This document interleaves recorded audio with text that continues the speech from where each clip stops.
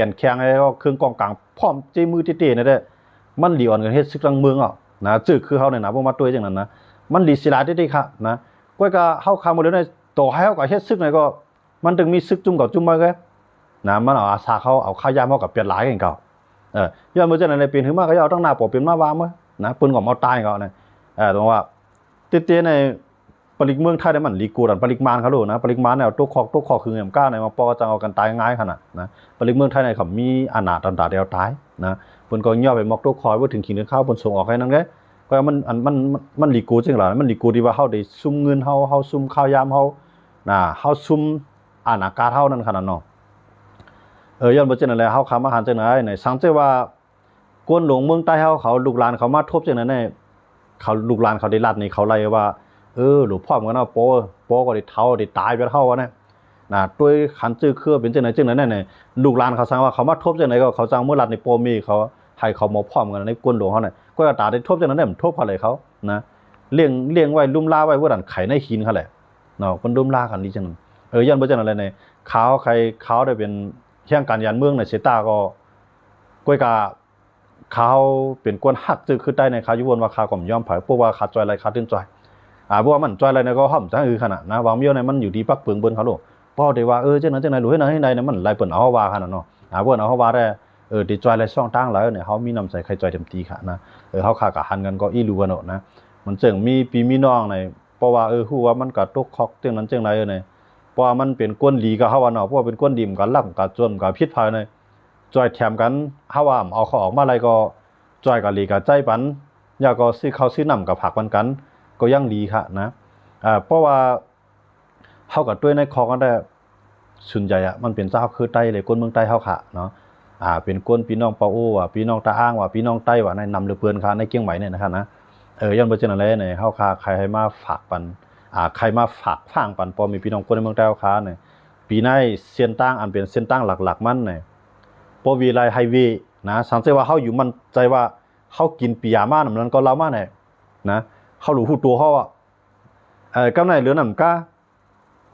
สังว่าฮู้ว่าเฮามีไหวนะกำไรเฮาก็จอมก้นก้อนนั่นได้มันลงเหรียญเส้นตั้งก็หือเฮารู้เลยด้วยแทงหานำจิว่าใครก็จอมมันได้กว่าจอมมันแต่นั่นก็เฮาก็กล้วยเฮาเนี่ยเฮาก็รู้เลยฮู้ว่าเส้นตั้งมันถูกดีเวดีแล้วนะอันเจนเฮารู้เลยศึกษาด้วยเรียนเพียนด้วยดีๆค่ะจิว่าเฮาใครกว่าสิวหาใต้ใครกว่าตั้งไรกว่าใครมาตั้งไรมาเนี่ยก็กับปึงยามาเนี่ยมันซุ่มขายามติๆค่ะนะมันซุ่มขายามติๆยันบ่เจนอะไรเนี่ยซุ่มขายามเสียมก้านมันตุกค่านั่นขนาดเฮาไม่ใจได้มันก็ตุกค่าเพื่อกันในคอได้เพื่อหลายๆก็บ่ยามตกยามในคอคงพักกันห้องลือตำรวจในบ่ยามตกมาเนี่ยมันได้กินแห้งได้ๆค่ะนะขายามอยู่มาปองขายข้าก็อยู่กรุงเทพมื้อนั้นเนาะปวนมาบอก10ปีปาเมื่อยามนั้นเนี่ยขานั้นมีไหวก็เป็นวัย10ปีนะเป็นวัย10ปีก็มันออกนอกพื้นที่มันนะเฮาเว้นไว้เฮาอยู่เกียงใหม่นะกำไรเฮาขาซ้ำก็อยู่กรุงเทพใครจ้ามด้วยนั่นขนาดนะใครจ้ามด้วยสร้างกินเบิ่นนั่นขนาดเนาะจ้ามได้รู้มา2แสนตี้5ในนั้นน่ะนะไว้นั้นแสนตี้มันแสนตี้ก็ยอบแล้วก็เขาขึ้นปล่อยขึ้นโยนั่นน่ะก็เขาก็ปล่อยให้เงาใจนั่นก็มันเสียเงินขนาดนะสิค่าปรับในขนาดเนาะเสียเงินนะเสียเงินเสีย 5,000 มื้อนั้นมื้อเสีย 5,000 มื้อนั้นมาแจกมื้อเดียวนั้นนับเป็นหมื่นเนาะคั่นเนาะปนมา10ปีปลายเขาลงก็ตกคอกมื้อนั้นเขาก็อยู่ที่ปางนาดีศรีนครินทร์นี่คั่นนะก็อยู่ที่นั้นเปิ้นได้ใต้ก็ได้เสียได้เรียนสังฆเรียนเขาก็รอดก่อนนะใต้ก็ได้เสียเมื่อจามได้วัดเมื่อเนี่ยจามได้วัดใหม่ของวัด10ปีนี่คั่นนะเฮ็ดยาวก็เพิ่นไปปนออกนอกพื้นที่คั่นน่ะเฮาดูเหตุการณ์เขาลงเนาะกว่านะลักกว่ามือกว่าได้ก็กว่าไรเองก็นะกว่าไรก็มันสิงเงินคั่นน่ะนะกว่าไรเองก็นะออกนอกเขตออกนอกพื้นที่นี่ก็เพิ่นก็ป่าพ่ออีเดียวรอดเลยเสีย100พันนี่ก็ซ่องนะกว่ากำไรตำรวจได้ขึ้นมาเวียงรวดเฮาคั่นน่ะนะอันเบิ่นมีในเบิ่นเรียนหมดนะอันเบิ่นมีวัดในเบิ่นรอดจ้าเฮามีสำรอดก็ได้อย่าเมื่อนะเฮามั่นใจว่าเฮามีนะกลัวนั่นน่ะนะเผื่อกว่านั่นก็อยู่ในห้องพักไงวันกบคืนนั่นได้ถ้วยใจกำเดียวถ้วยใจขึ้นมากำเลยนะมันมีไอ้เขียเยอะนะในห้องปริกนั่นค่ะนะมันเหมือนกำไรตีนอนมันก็เปิ้นตื้มสื่อแคมนะเอามากินมักซ่ใส่ตานๆแฮผุนหมู่ก็ทั่วเนาะอยู่เจ้าหน้าที่เขาแล้วนำมาโคตรปานากวนนี่มันเนาะมันกวนมันนำแห้งหนานะจังหวะนี้นั้นน่ะใครอยู่วันกบคืนไงเขาบ่ขันใจไหนอ่ะนะพี่น้องมาเหลียว่าใต้ก็มาเหลียจมน่ะนะรอดแล้วโยเปิ้นมาถูเฮาโยจมจอมไปตุ้ยค่ะนะจูมองอะไรก็ป่นกว่าไม้พ่อค่ะนะผือถึงแล้วออกมาใน ใจในบ่กี่ชื่อไว้ครับนะยังบ่จังอะไรไหนตกในคลองในอย่าถามว่ามันเป็นรองง่ายครับมันจะรองง่ายนะมันจะรองง่ายมันกินข้าวก็เปิ้นมาเลี้ยงเขานั่นก็มันหวานอีกคักเขานั่นนะกูมีชายใจเลยกินแค่ว่ามันอื่นไรมันวนน้ำนะมันอื่นไรมังโก้ในไรส่งน่ะส่งออกเมืองใต้ส่งมือถึงแดนดีเนี่ยขึ้นเข้ามาขึ้นเสียเงินนำไปจ่ายฮะนะเจ้านั่นนะจังว่าเขาคำมาด้วยดีในเนี่ยเจื่อมีไว้สังเมียวมือแค่เขาคัดตกซ้ำกันนะคาอยู่ในตัวแจกตีตัวทบกันเนาะเมื่อคัดตกซ้ำกันดีสินะคันดีในเนี่ยตีปังนาในขณะปังนาตัดในขณะเขาตกซ้ำกันจานเขามีไว้มังโก้ก็มีบัตรต่างดาวบางก็บัตร10 ปีเนาะอันต่างดาวก็ได้เงาจังแหละนะก็กระจันเปลืองที่หลอนจังกับเฮาเนาะก็ในเฮาค่ะเจือนเฮามีได้ที่อยู่เฮามีจอมนายจ้างเฮาแหหรือนั่นก็ที่เหตุการณ์เฮาก็มีจอมใบเฮาแหก็ในวัยเฮาน่ะเป็นวัยที่เก่งใบเฮาก็อยู่ที่ปุ่นเฮ็ดนี่อันนี้ก็ลองนึงนะเปิ้นเอาตั้งผิดว่าเนาะก็กะเจนั้นได้มันถูกตัวออกไล่คณะถูกตัวออกไล่ก็ได้มาจัดไว้เจือนเปิ้นอันเปิ้นยากกว่าเลยมีใบสังสีเมียวนั่นแหละ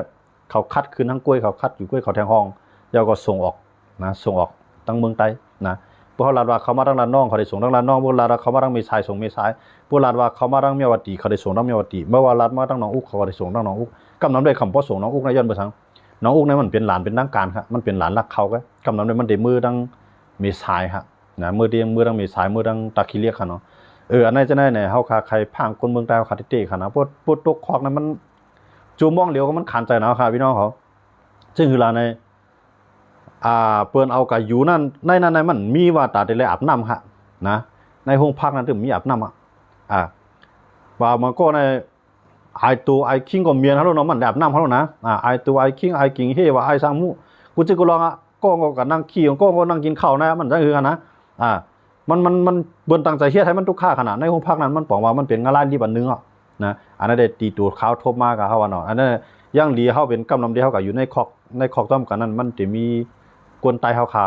ส่วนใหญ่ค่ะเนาะอันนั้นได้มันเลยป้อเลยแฮมสั่งกันนะเฮาคาก็เลยตกคืนได้เตนะวันกบคืนไงขนาดวันกบคืนกลางเจ็นกลางวันทั้งวันกลางค่ำทั้งคืนเนี่ยมึงแล้วมาก็ปล่อยกันก็นะยังบ่จังไหนๆดอกว่าจังนั้นเฮาหมอกกันนั้นเฮาบ่ขันใจหน่าย่อนะขันใจหน่าสิคือล่ะในมันได้มันคงปลิกในมันจังว่าภายในก็เขาได้มีไว้คงขังภายในก็มีไว้กงขังอ่ะค่ะเนาะภายบนเป็นก้นยิงภายในเป็นก้นใจเขาได้ไว้ห้องเร็วเนาะพวกของก้นยิงเอาไว้ก้นยิงของก้นใจไว้ก้นใจก็กับในข้าวยามันที่มันตุกข้าหนาๆนั่นมันเปลี่ยนข้าวยามันที่ก่อนหนึ่งในก้นขี้ก้นเยียวใน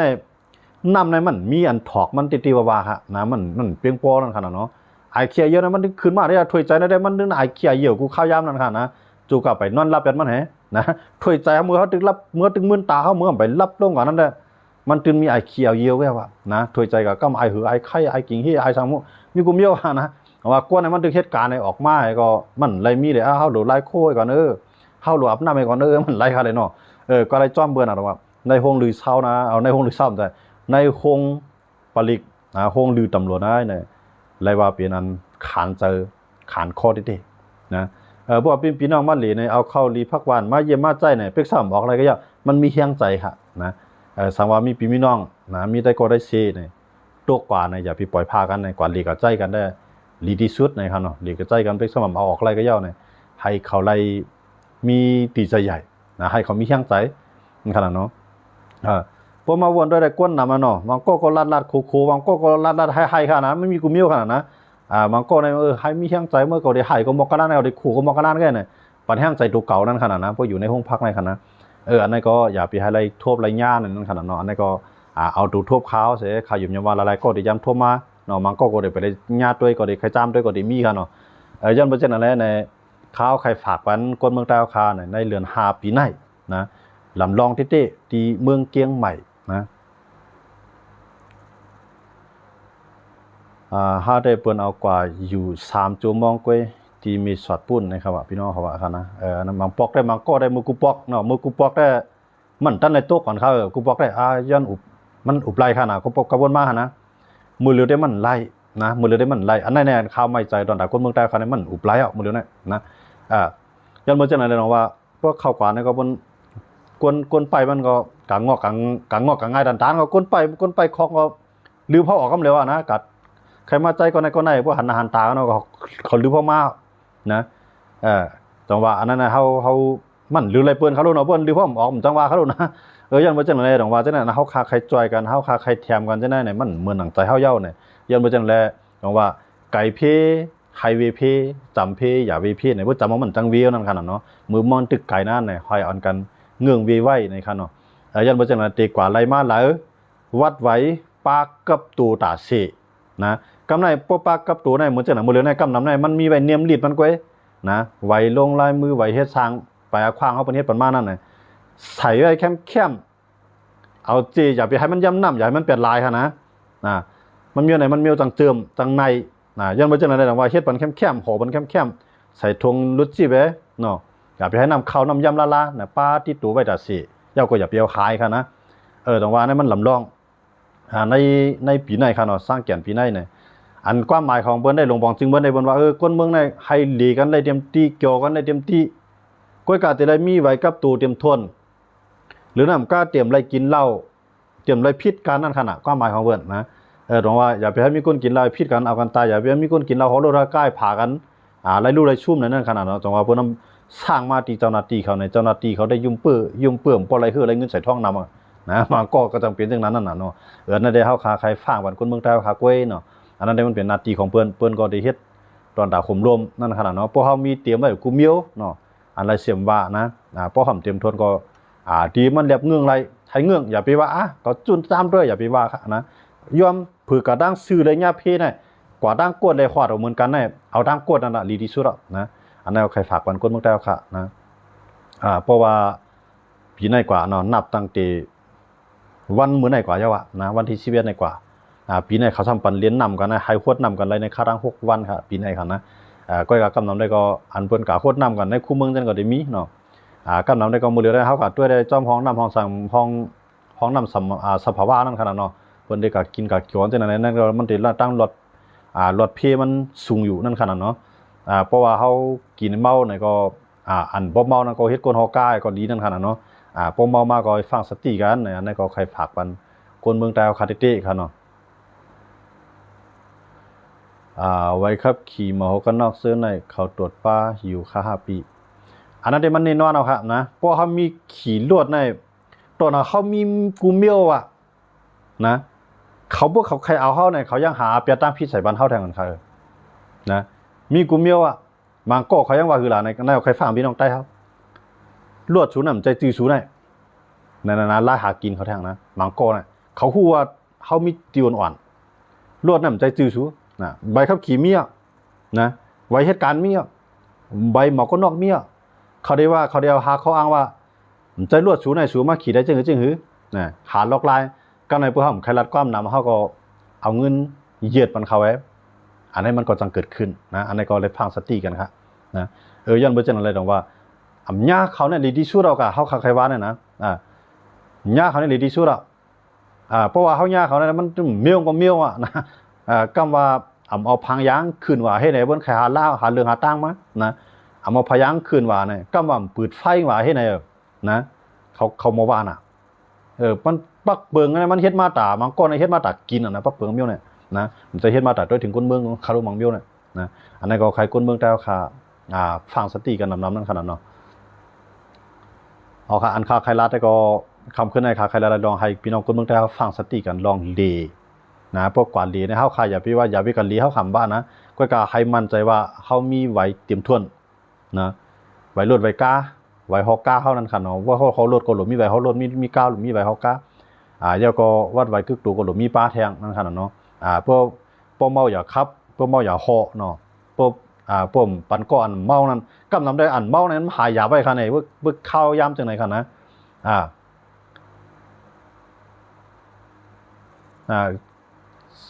สตีลำปูนในเขาเอากว่าก้นไตย่อม10ยาวค่ะจอมห้องเขาซอกหมดยาวค่ะย้อนบ่จังนั้นว่าพี่น้องเขาว่าอยากกินละเมาเนี่ยว่ากินเมาก็ยาวครับเพราะว่ามันเขาต้องก็เอาเนี่ยคือว่าเขาเลยเป่ามันถึงพิษอ่ะนะก็กับพวกคำเป่าได้เบียงนะเพิ่มเมาได้ดีที่สุดนะเพราะเปลี่ยนไรนั่นกินแค่ดีก็กับมันนำชุบเปลี่ยนไรข้างในนอกมันเป็นข้าวเกี่ยวเขานะกวนมันเกี่ยวต้มจังนั้นเขาเนาะย้อนบ่จังนั้นว่ามือเลียวได้จอมห้องชาวห้องแถวจะไหนมังปืนตีได้ก็เปิ้นด้วยถึงวันอยู่นะมังปืนตีเปิ้นด้วยถึง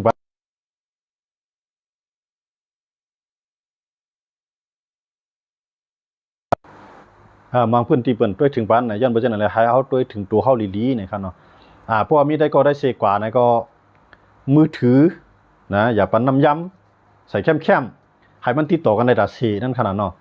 เพราะว่าเฮากว่าในใต้ก็กว่ามันมีอายจังนั้นจังไหนมาเงืองละเนี่ยเฮาหลงเงืองเฮานะเฮาก็รู้ฮักกันเนาะนะใต้เฮาค่ะอยู่เมืองเฮาก็ฮ้อมหมอฮักกันอยู่เมืองไหนก็ฮ้อมหมอฮักกันบ่ได้จึงมันทบต่างหยาบตอนตาเฮาคาติครับเนาะจังว่าเพิ่นว่ามันกว่าในเพราะเฮาไถไล่พี่น้องเขาก็ไถละไถเอาต่างละนะต่างในโซเชียลมีเดียนั่นเบียงพี่ดังก็รู้นะต่างว่าที่นั่นที่นั่นมีไหนเตรียมดึกใต้เอาเบียงเงืองละที่นั่นที่ไหนเนี่ยเบียงฮะนะมันสิไล่จอยกวนเฮานะลองจังได๋นะย้อนบ่จังได๋เนี่ยเพราะว่าเฮาเฮ็ดผิดปักเปื้อนนั่นแหละเปิ้นยอบแล้วเฮามันสาย่อนะมันสาย่อย้อนบ่จังได๋แหละเฮ็ดผิดปักเปื้อนในดีที่สุดเฮาเฮ็ดเฮาเฮ็ดของเราเฮาขี่รถหางก็เดี๋ยวเฮาก็ว่าเพิ่นถามเฮาอันนั้นนั้นมีเนาะก็ว่าพวกขี่พวกใส่หมวกกันน็อกพวกใส่หมวกมาคูเนี่ยกูคนหูก็แค่มือนี่เนี่ยนะวางก้นเนาะมันจะวางเอาไว้วางก้นว่าไว้กันตำรวจได้เขาเลยเต้ๆมันเต้ๆหมอกกันว่าเนี่ยมันกันนอกมาเนี่ยหมายถึงว่าเขาร่วมกับฮื้อสังฮื้ออย่าไปให้ออกอ๋อเดียวอย่าไปหัวแตกนั่นนะเต้ๆเนี่ยเป็นพ่อนดีแต่เฮาเองก็เพิ่นจะใส่เงานะว่าก็ห้ามว่าพวกเพิ่นเจ๋งวัยรุ่นเขาว่ากูคนหูของเตี้ยแต่มื้อกูคนหูก็แค่มื้อตึกส่งมาใหม่ๆเลยนะย้อนบ่จังแลเนี่ยอันไหนเขาใครฟังบันคนเมืองใต้เขาเตะในเขาเนาะอันไหนไว้น้ำหนักปักเสอมีลูกนาดในลูกมีหลานลาดในหลานเนาะเพราะว่าเปลี่ยนมาหนามาเนี่ยมันสาเพ้อเนาะมันหนาเฮาก้อยเนี่ยขนาดเนาะย้อนบ่จังแลว่าเขาหาเงินในกระเป๋าหมดเลยเนี่ยหาเงินก็หยาบนะซ้ำจ่ายง่ายนะเงินเนี่ยนะจ่ายง่ายจ่ายป่วยเนี่ย 1,000 เนี่ยก็จ่ายกำก็กำตันหาดังกว่านะติวมาตองแตงเสียเงิน1,000ว่านั่นมันกึ่งตานี้ค่ะเพราะเหตุการณ์ในแค่ว่า3วันขนาดเนาะเพราะวัน300 3วันปลายขนาดนะย้อนบ่จังได๋บางก็เลยวันจื้องั้นน่ะบางก็เลยวัน500เนี่ยกาคองมันแหเนาะกาเน็ตมันแหกาโทรศัพท์มันบางก็ได้15,000รู้นะนั่นอยู่ในเตียงมันนึงก็กำกากินกายามันว่าการถกามันว่าเนี่ยจื้อมันได้วัน500ครับนะก็การมันไหลใส่ท้องเต้ๆนั้นมันเหลือว่า20บาทก็นะย้อนบ่หาในมันกำว่ากาวัดกาไว้มันน่ะว่าเมืองไทยมา9ปี10ปีมาด้วยเงินตึกมีคำท่องบอกหมื่นเงยนะมันก็แก่นะก็หมอกเสียน้อยเนี่ยเนาะมันก็หมอกเกี่ยวหมอกหอมหลายๆนี่ก็อันนั้นได้หลักล้านก็มีเหมือนกันนะก้อยก็กำอีกันมีเงินหลักล้านมันได้เนาะเฮาว่าเนาะ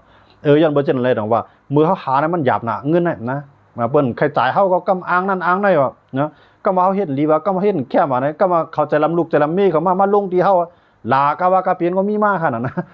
อันนั้นเฮาครับตาได้ไหลเงินมานะเฮาขาในไหลจุ้นไหลเรียกนะไหลเยื่อนไหลกันเต้ๆนี่ก้อยก็เฮาไหลมายาวนี่อย่าไปให้เงินเฮาขานั้นกว่าปันเปื้อนไหลง่ายๆนี่เฮาหลมีสติวิริยะญาณใส่ในตัวในใจเฮาตาเสนี่อันนั้นว่าใครฝากมันจะคือได้เลยคนเมืองไทยเฮาค่ะอันมาอยู่สร้างเซาในเมืองไทยครับเนาะอันอยู่เซาในเมืองไทยก็เฮาค่ะก็ไม่ใจกันอยู่ลองพิซื้ออะไรจื้ออะไรลองก้อยก็ปีนี้ได้ลองในเมืองไทยในก่อนแชมป์ช้าในครับเนาะมันตื่นหนากันไว้ติๆในครับเนาะย้อนบ่ว่าเงินนี่มันหายหยาบหนากำในเปื้อนใน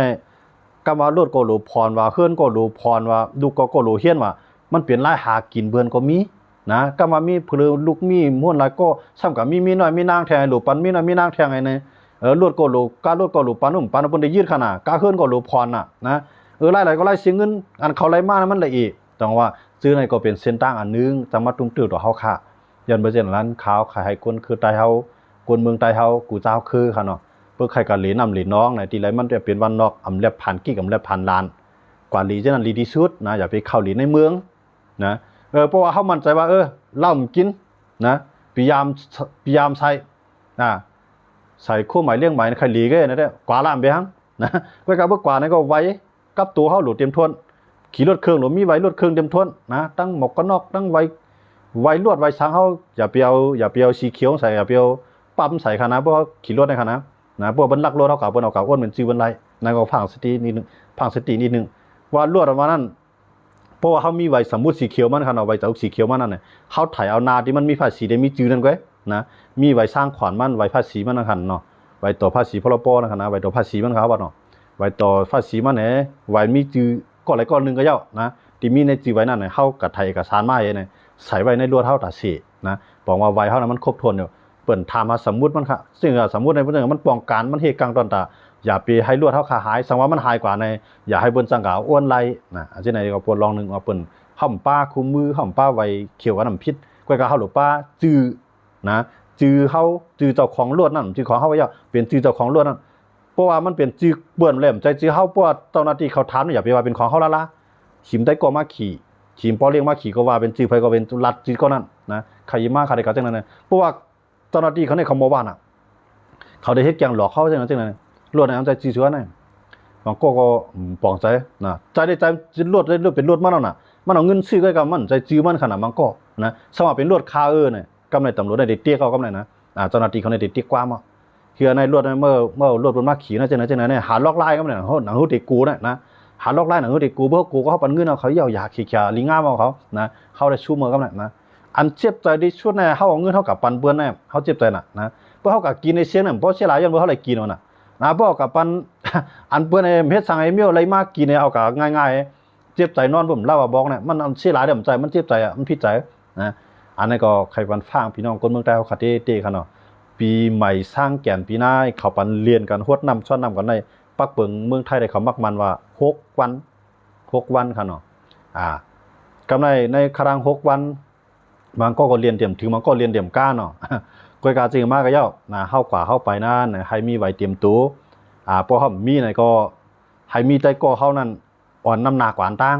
เพราะเปลี่ยนทางบ้านไหนทุรัดกันก่อนนะพวกกันย่าพวกเขาป่วนกว่ามันมีอะไรจังไหนเมื่ออย่ามาเนี่ยผมว่าฉะนั้นก็มันเป็นพ่อดีตอนตะก้นก็อยู่ด้านหลังเนาะย้อนไปฉะนั้นเลยต้องว่าผ่านไรเสียมบ้านเนาะเพราะว่าเมาเนี่ยก็อย่าปีคอเนาะกวยกับเมาเนี่ยได้มันหายาบนั่นน่ะเนาะสมมติเมาเลยเรียบปีตูไรเนี่ยก็เป็นช้างกวยกับให้เงื้องวีให้รอดในกวยนะครับเนาะมันมีกระทากระเทือกอันแล้วที่มาให้แล้วรอดเลยหรือสิว่าอันด้านสุดได้เงียนเฮาสติเฮาวิริยะเฮาอันให้จับตัวราศีนะครับเนาะคำขึ้นในก็เอาลองในเสด็จมาฝากปันผู้ฮักจัดผู้ปัญญาเขาในคนเมืองใต้ขากูก็กูเจ้านะครับเนาะหมายสูงกันกูก็กูเจ้าที่เขามาปัญญากันในคำขึ้นในหมายสูงกูก็ค่ะ